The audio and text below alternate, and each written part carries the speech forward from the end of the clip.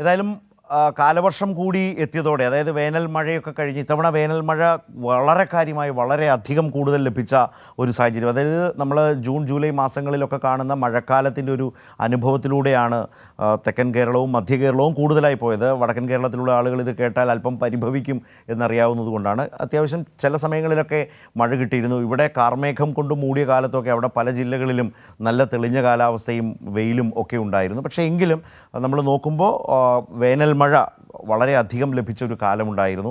അത് മേഘവിസ്ഫോടനം കളമശ്ശേരിയിലൊക്കെ സംഭവിക്കും വിധമായിരുന്നു കാര്യങ്ങൾ. നമ്മൾ കണ്ടതാണ് കൊച്ചിയിലേക്ക് ഒരു അവസ്ഥ.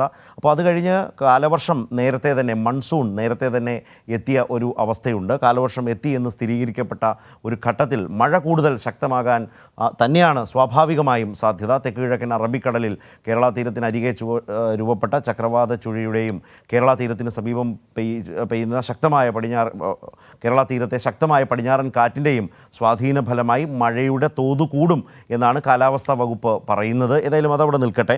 നമ്മുടെ വിവിധ ജില്ലകളിൽ നിന്ന് റിപ്പോർട്ടർമാർ, നമ്മുടെ സുഹൃത്തുക്കളൊക്കെ രാവിലെ തയ്യാറായിട്ടുണ്ട്. വിജിനെ കാണാം, അതുപോലെ തന്നെ ഉമേഷുണ്ട്, ജോസിലിനെ കാണുന്നുണ്ട്, റമീസ് ഉണ്ട്, അപ്പുറത്തൊരാളെ കൂടെ കാണുന്നുണ്ട്, അത് മനസ്സിലായിട്ടില്ല എനിക്ക്. ഏതായാലും സുജുവാണ്, പത്തനംതിട്ടയിൽ നമ്മുടെ സ്വന്തം സുജുവാണ്.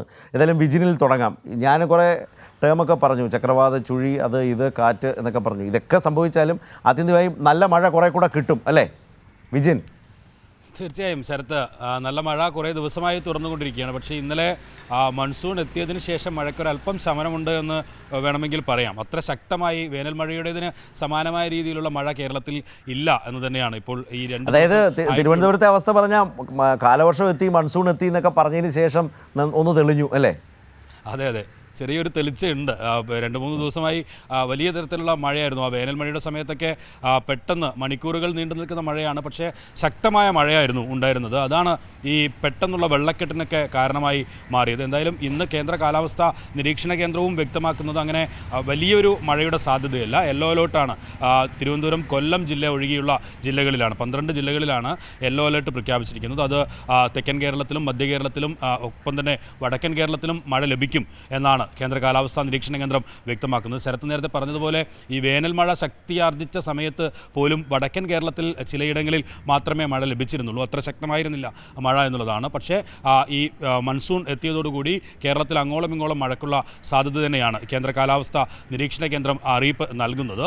എന്തായാലും ഇതിനോടനുബന്ധിച്ച് ഈ മൺസൂൺ വരുന്നതോടുകൂടി ശക്തമായ മഴ മാസങ്ങൾ നീണ്ടു നിൽക്കുന്ന മഴയാകും. അതിനോടനുബന്ധിച്ച് ഈ ക്രമീകരണങ്ങൾ പലതും ഇപ്പോൾ പൂർത്തിയാക്കിയിട്ടുണ്ട്.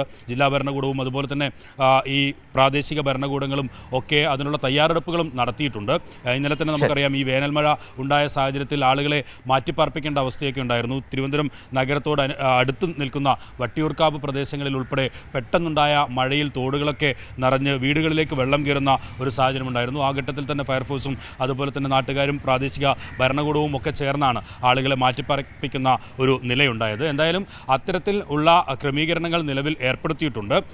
നഗരപ്രദേശങ്ങളിലും ഒപ്പം തന്നെ മലയോര ഗ്രാമ മേഖലകളിലും തീരദേശ മേഖലകളിലുമെല്ലാം ശക്തമായ ജാഗ്രതാ നിർദ്ദേശം തന്നെയാണ് നൽകിയിരിക്കുന്നത്. മത്സ്യബന്ധനത്തിന് ഈ ശക്തമായ കാറ്റും ഇടിമിന്നലും ഒക്കെയാണ് ഈ കേന്ദ്ര കാലാവസ്ഥാ നിരീക്ഷണ കേന്ദ്രം വരും മണിക്കൂറുകളിൽ പ്രവചിക്കുന്നത്. അതുകൊണ്ട് തന്നെ മത്സ്യബന്ധനത്തിനും ഒപ്പം തന്നെ ഈ മലയോര മേഖലകളിൽ ഒക്കെ യാത്രാ നിയന്ത്രണങ്ങൾ ഉൾപ്പെടെ വരുത്തിയിട്ടുണ്ട്. തിരുവനന്തപുരത്തെ പൊന്മുടി ഉൾപ്പെടെയുള്ള വിനോദസഞ്ചാര കേന്ദ്രങ്ങളിലേക്ക് യാത്ര ചെയ്യരുത് എന്ന മുന്നറിയിപ്പ് നിലവിൽ തന്നെ നൽകിയിട്ടുണ്ട്. അത് മാറ്റിയിട്ടില്ല. കഴിഞ്ഞ 28-ാം തീയതി പൊന്മുടിയിലേക്ക് വിനോദസഞ്ചാരികൾക്ക് യാത്ര ചെയ്യാമെന്ന ഒരു നിർദ്ദേശം വന്ന് മണിക്കൂറുകൾക്കകം തന്നെ അത് പിൻവലിക്കേണ്ട നിലയുണ്ടായി. കാരണം മലയോര മേഖലയാണ്, മണ്ണിടിച്ചിൽ, ഉരുൾപൊട്ടൽ ഉൾപ്പെടെയുള്ള അവയൊക്കെ ഉണ്ടാകാനുള്ള സാധ്യത ആ മേഖലകളിൽ ഉള്ളതുകൊണ്ട് തന്നെ അത്തരം നിയന്ത്രണങ്ങളുണ്ട്. സംസ്ഥാനത്ത് ഉടനീളം അത്തരം നിയന്ത്രണങ്ങളും ഒപ്പം തന്നെ ഈ പനി പടർന്നു പിടിക്കാനുള്ള ഒരു സാഹചര്യം കണക്കിലെടുത്ത് ആരോഗ്യവകുപ്പും കർശനമായ ജാഗ്രതാ നിർദ്ദേശം നൽകിയിട്ടുമുണ്ട്. ശരത്ത്, ശരി.